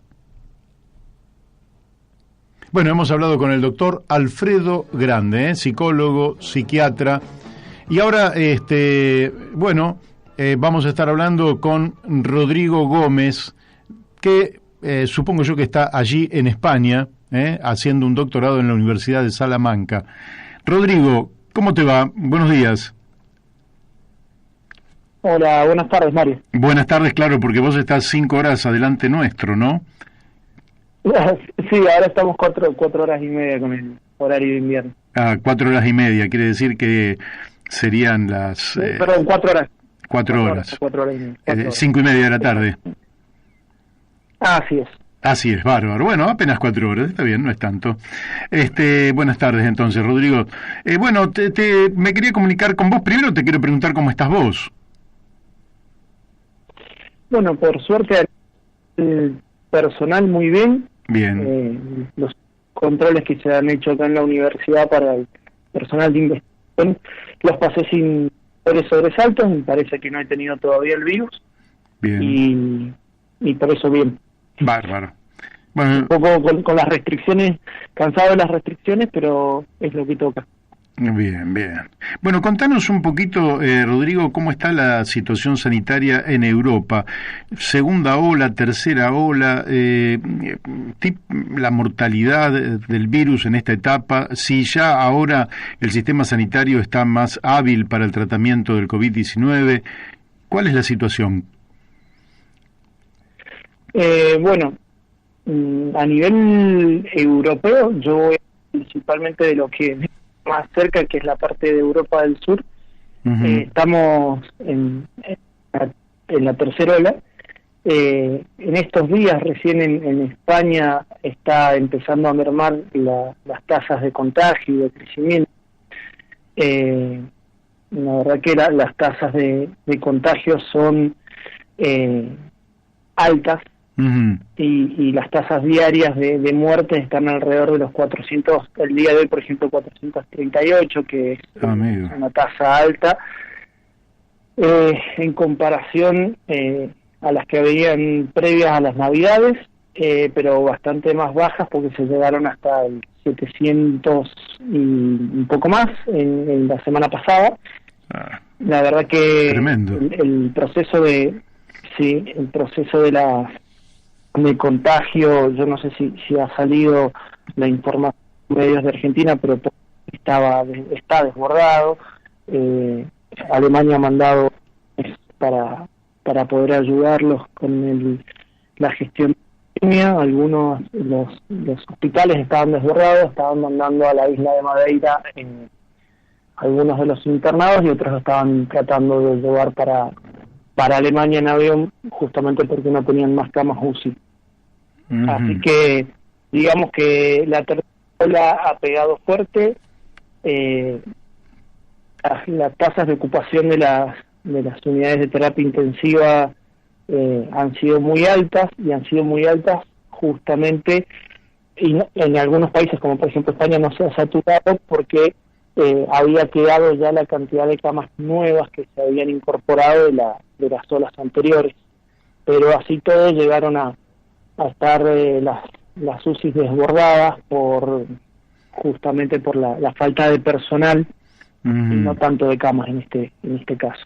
Claro, quiere decir que la situación es muy angustiosa en toda el sur de Europa, por lo menos así lo estás viviendo actualmente. ¿Y qué perspectiva tiene esto? ¿Qué perspectiva tiene? Porque da la impresión de que, bueno, si hay una tercera ola, la vacuna podrá ser una barrera que vaya atenuando hasta eliminar el virus, ¿o cómo lo están tomando allí? Bueno, acá hay diferentes comunicados. Hago una breve reseña que digo para la parte del norte de Europa. Hace 2 semanas atrás hubieron disturbios muy grandes en Holanda, justamente por los toques de queda que se impusieron por primera vez en esta ola, justamente por la cantidad de contagios y cómo estaban desbordados. Volviendo a esta parte del sur, que está tan marcada por el tema de las ayudas y los fondos que vienen o no desde la Unión Europea, hay diferentes interpretaciones. La verdad que está todo atravesado por los discursos políticos o de intereses también concentrados de diferentes actores. Entonces la gastronomía, la parte de hostelería y turismo ha sido golpeada, y desde los que más están pidiendo y esperando que este tipo de tratamiento también. Lo que se está hablando es que no está funcionando, o que la vacuna de Oxford tiene muy baja eficacia en el caso de la variante o de la cepa de Sudáfrica, así que están viendo de hacer trabajos de investigación para poder combinar diferentes vacunas o encontrar alguna forma de avanzar y tratar esta variante. Pero la verdad que sale muy variado. Por ejemplo, la ministra, la portavoz del gobierno de España, decía que creía que para Semana Santa se iban a poder reactivar los viajes internos, por lo menos, porque la frontera de España y Portugal está cortada y bastante controlada, igual que la de Francia y España. Y por otro lado, los actores de la hostelería y demás, mencionan que creen que tal vez en lo que es el verano, julio y agosto, se pueda tener algún tipo de movimiento que más o menos empieza a poner en marcha ese sector de la economía que es tan importante para esta parte del sur de Europa, que muchos vienen a vacacionar del norte. Claro. Y desde el punto de vista, o sea que desde el punto de vista sanitario, ya nos has dado una descripción que también es muy útil para nosotros aquí en Argentina, porque en general acá nos ocurre a posteriori lo que está pasando en Europa. Quiere decir que se anticipa Europa en 3 o 4 meses a lo que ocurre en la Argentina. Quiere decir que los argentinos podemos llegar a esperar para la etapa del otoño y el invierno una tercer ola equivalente a la que están viviendo ustedes allí. Todo indicaría que eso podría ocurrir. Probablemente yo por lo que he estado comparando y leyendo, sin ser el área de conocimiento, están esperando que sea un poco menos fuerte la tercera ola en Sudamérica, porque ya tendrían más personas vacunadas. Acá lo que ha pasado es que estos contagios han dado de lleno o antes de la primera vacuna o solamente con la primera vacuna incorporada, sabiendo que estaban aplicando las de Pfizer y las de Moderna, que son 2 dosis, entonces todavía no alcanzaban a poner la segunda dosis cuando muchas de las personas, de personal sanitario y de las residencias de adultos mayores, entraron de vuelta o sufrieron el contagio. Entonces, todo esto por las fiestas de Navidades y Año Nuevo, por supuesto. Contame un poquito cómo está la economía, es decir, hay áreas de la economía que han quedado duramente golpeadas, como vos decís, por lo menos el turismo fue muy golpeado, supongo yo que espectáculos, restaurantes, el propio fútbol, ¿verdad? Que uno ve los partidos que estaban con las canchas vacías cuando eran canchas que desbordaban de gente. ¿Cómo está la cuestión económica? ¿Y cuál ha sido la ayuda que le han dado los gobiernos a estos sectores de la economía? ¿Y cómo está repercutiendo? ¿Los niveles de inflación, etcétera, se mantienen estables? ¿Los precios? ¿Cómo está la situación en general? No, es importante por ahí 2 o 3 comentarios para comparar. Bueno, la economía, la verdad que la gente se dando mucho, sobre todo el gremio de los gastronómicos y hoteleros, están muy golpeados desde 1959, que no había tan poco turismo en España en particular, y están solicitando ayudas, digamos que lo mismo que ocio nocturno y demás, que han estado cerrados durante todos estos tiempos, y actualmente incluso los pequeños comercios estuvieron cerrados. Esta semana están empezando a abrir en horarios restringidos algunos pequeñas superficies para poder vender, digamos, del ramo de comercio, y lo que sí siguió bien, los que se consideran indispensables o las primeras necesidades, que los supermercados y demás. Así que eso ha afectado de lleno a los trabajadores que se han quedado sin el trabajo. Existe acá la ERTE, donde la gran mayoría de las personas han entrado en el sector. Eso fue la primera y segunda ola, es decir, se da una baja laboral transitoria, donde el Estado se puede pagar el 70% del salario, trabaja, y el empleador paga una cantidad mínima de las contribuciones a las cargas sociales. Mientras tanto, por supuesto, no puede a nadie y tiene determinados tipos seguimientos que tiene que seguir el día de mañana cuando comienza a trabajar nuevamente para mantener fuentes laborales de estos trabajadores. Claro. Del mismo modo, los autónomos se los ha estado ayudando con un préstamo que denomina ICO, acá en España estoy hablando, ¿no? Sí, sí. Que son préstamos muy blandos, tasa cero, de entre 30.000 y 50.000 euros como máximo, que tienen que ver para inversiones o producción para el futuro y no para pagar deudas para el pasado. Pero eso también hubo bastante crítica de las personas autónomas que decían que, bueno, estos a estas ayudas llegaban cuando ya la gente estaba comprometida en sus puestos laborales. Con esta última tercera ola se ha tratado de restringir las libertades individuales lo menos posible. Sin embargo, el comercio sí se vio muy afectado, y bueno, ya empiezan los procesos de convocatoria de varios, sobre todo en los lugares turísticos, de varios de varias pymes o pequeñas empresas que se dedican a esta área de gastronomía. Uh-huh. Y desde el punto de vista estatal, el déficit fiscal se incrementó considerablemente. ¿Cómo está esa situación? ¿Cómo sostienen los sobregastos que implica toda esta ayuda social, económica, siendo que las posibilidades de endeudarse son escasas y además España está en el euro, de manera que tiene que recibir recursos prestados no sé, del Banco Central de Alemania para poder financiar estas cosas? De Alemania, de Europa, pero está en Alemania el banco, ¿verdad? Exacto.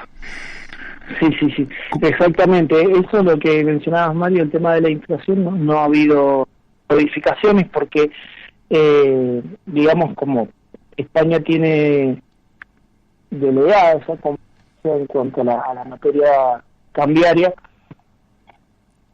no se ha visto reflejado de forma directa en el consumo. Uh-huh. En el último trimestre era un 0,6% lo que se había producido de inflación en las góndolas, digamos, en España.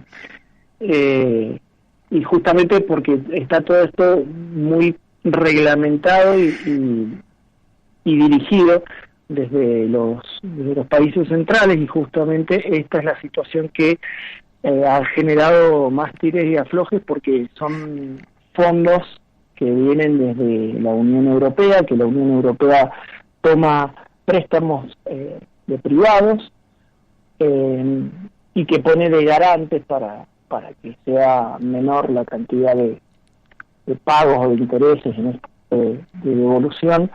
Pues estos fondos van destinados en su gran mayoría a los países más golpeados y economías más débiles, que, como alguna otra vez lo hablamos, lo denominan PIGS, como cerdos en inglés, que es Portugal, Italia, Grecia y España.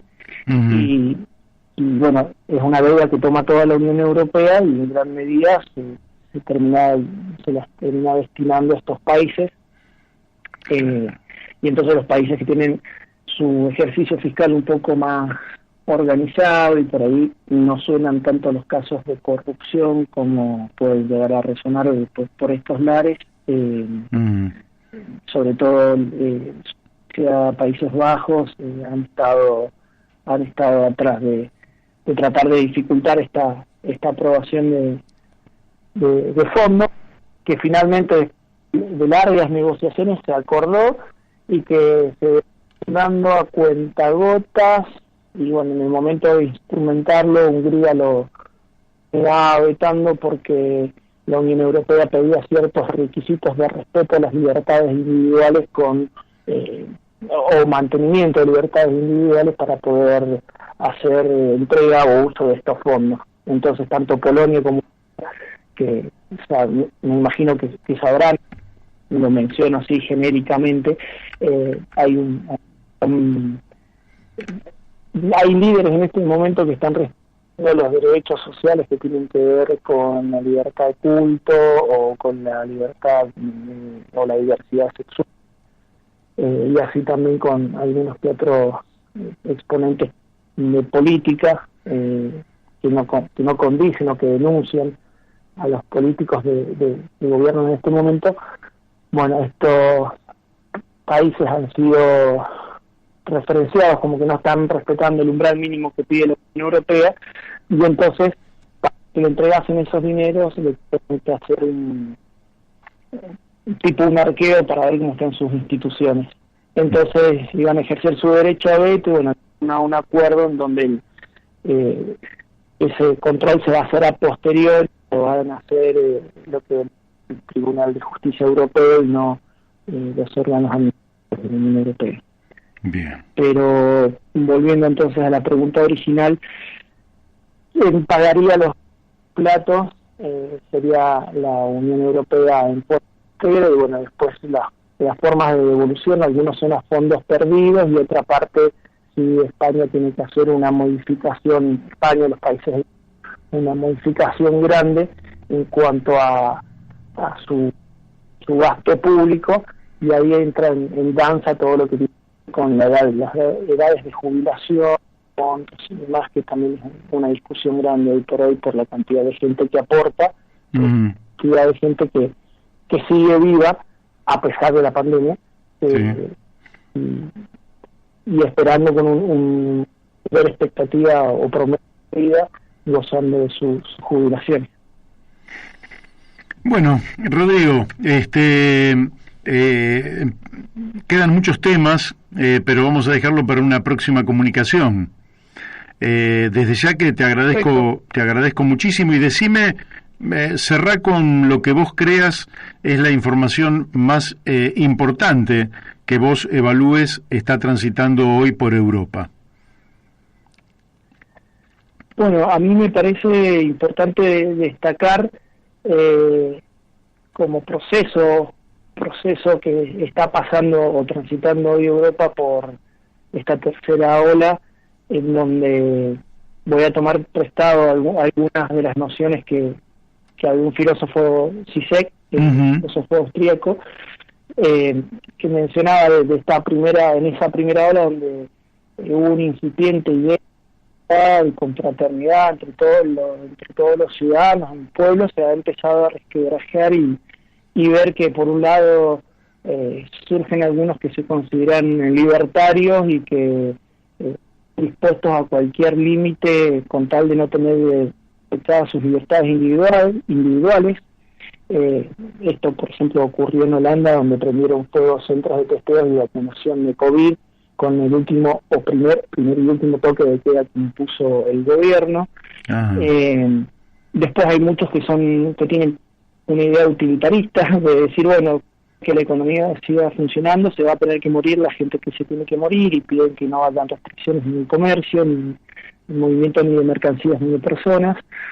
Y después también están aquellos que consideran que un fuerte nivel de autoritarismo o de un gobierno central fuerte que pueda establecer unos límites es lo único que nos vendría a salvar, todo sopesado o con un aura de algunas personas que tienen un nivel espiritual más alto o que creen que esto es una prueba de Dios, por un lado, y otros que creen que es un aviso de la naturaleza y que nos vienen a castigar por cómo podemos o no utilizar o explotar los recursos naturales. Básicamente creo que para dar este panorama así con diferentes grupos, lo que está transitando hoy por hoy Europa es un quiebre del viejo orden y una reorganización y discusión de cómo empezar a organizar la nueva economía y las nuevas formas de vida, que bueno, ya la gente no alcanza a quedarse con esa idea de solidaridad originaria y de llegar a tratar alguna nueva normalidad que parece que nunca empieza. Bueno, excelente descripción. Rodrigo, te mandamos un fuerte abrazo desde aquí, seguí cuidándote y nos volveremos a comunicar dentro de no mucho tiempo. Bueno, ¿se cortó? Bueno, 13 horas 51 minutos. La comunicación desde España no fue todo lo nítida que hubiéramos deseado, pero tiene un valor de ser, yo diría que en alguna medida adelantar el futuro, es decir, si ellos están en la tercera ola llegará aquí. Si ellos evalúan que la tercera ola va a ser menos potente porque va a estar atenuada por la difusión de la vacuna, bienvenido sea. Y bienvenido sea que la vacuna dé buenos resultados.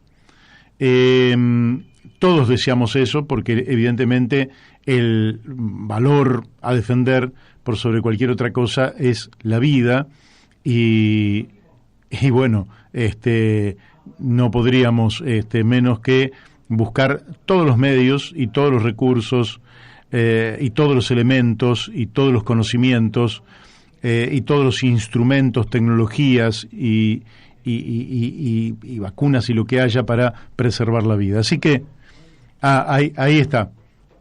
Rodrigo, ¿estás allí?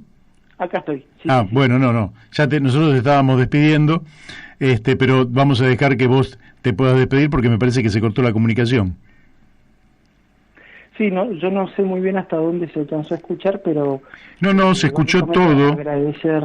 No, se escuchó todo, pero cerrá vos porque estaba hablando yo y en el momento en que estaba hablando yo es cuando se cortó. Perfecto. Bueno, básicamente agradecer a la audiencia, agradecerte a Mario, al equipo entero por la llamada y bueno, disposición para lo que venga y ojalá que lo que se está viviendo en este momento acá, que parece que se empieza a aplanar la curva, no se desate en las futuras semanas en Argentina o en Sudamérica. Bien. Bueno, bárbaro. Entonces, nuevamente te agradezco y nos volvemos a comunicar pronto. Fuerte abrazo, Rodrigo, y muchas gracias. Un abrazo grande, muchas gracias. Chau. Chau. Bueno, el doctor Rodrigo Gómez, desde la Universidad de Salamanca, España, comentándonos la situación que estaban viviendo allí. El tiempo se me fue, me quedaron un montón de cosas. Le anuncio, sí, que mañana vamos a tener un programa más que interesante. ¿Por qué? Porque mañana vamos a tener a Alcira Argumedo. ¿Y de qué va a hablar Alcira Argumedo? Va a hablar de algo que usted se va a quedar asombrado. El contrabando de cereales de las petroleras, de las mineras, de las grandes multinacionales exportadoras, podría implicar un volumen de decenas de miles de millones de dólares. ¿Me escucho bien? Decenas de miles de millones de dólares que se quedan contrabandeando en detrimento del interés del pueblo argentino. Así que mañana vamos a estar hablando con Alcira Argumedo. También vamos a retomar las charlas con el doctor Mario Borini sobre cómo, cuál es la mirada de él sobre la situación, evolución del COVID-19, y también vamos a estar hablando con Carlos Méndez de un tema que hoy no lo pudimos tratar, que son las elecciones presidenciales en Ecuador, que terminaron en el día de ayer, y también vamos a seguir hablando sobre Chile y la próxima elección a convencionales constituyentes, gobernadores regionales, alcaldes y concejales. Mañana vamos a tener un programa denso como el de hoy, y que creo que le va a aportar una enorme cantidad de elementos para que usted también se vaya constituyendo un juicio, no sobre la base de presupuestos, sino sobre la base de información dura con la cual usted puede hacerse una composición de lugar y lógicamente eso le sirve para tomar tanto en la vida privada como en la vida pública las mejores decisiones, porque si no tiene información es casi imposible tomar decisiones correctas. Hoy nos despedimos, sigue nuestro amigo Beto a cargo de la programación de Radio La Luna y nosotros nos estamos viendo mañana